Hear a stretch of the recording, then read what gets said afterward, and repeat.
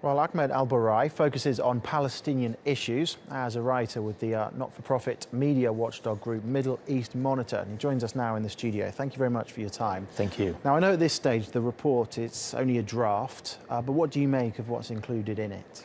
I think this is a good step, though the Palestinians do not have high aspirations toward the international community and the outcome of such measures because of they're familiar with the Israeli reaction, but still this is considered a kind of a step forward to try to find a way to break the vicious circle that the people of Palestine have been living for a long time now. It's obviously critical of the Israeli settlements, but it's also critical of what it calls incitement and violence on the Palestinian side, urging the Palestinian Authority to try and limit the actions of Hamas in some way and gain control of the Gaza Strip. Is that likely? Is that a possibility? You know, it's a kind of absurd when you say that it's illegal, and at the same time when you talk about the Palestinians who've been under occupation, when they react to this illegal settlement and they try to defend their own rights, you consider them a kind of violence. The first step the Israelis need to take is to stop the annexation of the settlements, the illegal settlements. More than 500,000 people are living, Israelis are living in these settlements. The first step is to take them out, to find a solution for them. Then you speak about the violence of the other party. The first step is to take them.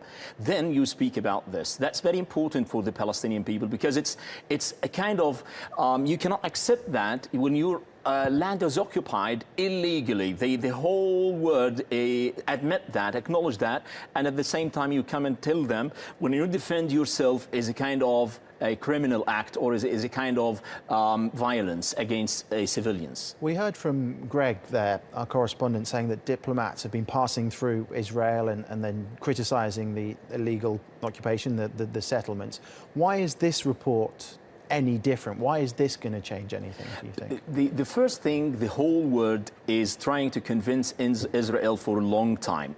And the Barack Obama is trying to drag them to a negotiating table. But the problem again is this Prime Minister, Netanyahu, and his new appointed Defense Minister, Avigdor Lieberman, they're kind of extremists. They're trying not to find any way of peace talks, and then they're trying to disinclude any of the Palestinians, exclude even the Palestinian president, who've been showing great goodwill gestures of peace talks and who's showing his readiness to speak about any measures that may find a solution to this ongoing violence. Time is unfortunately running out, but there's one other issue I want to talk to you about, if that's okay, because Turkish aid is heading to Gaza after Turkey and Israel restored relations earlier this week. How significant do you think that is?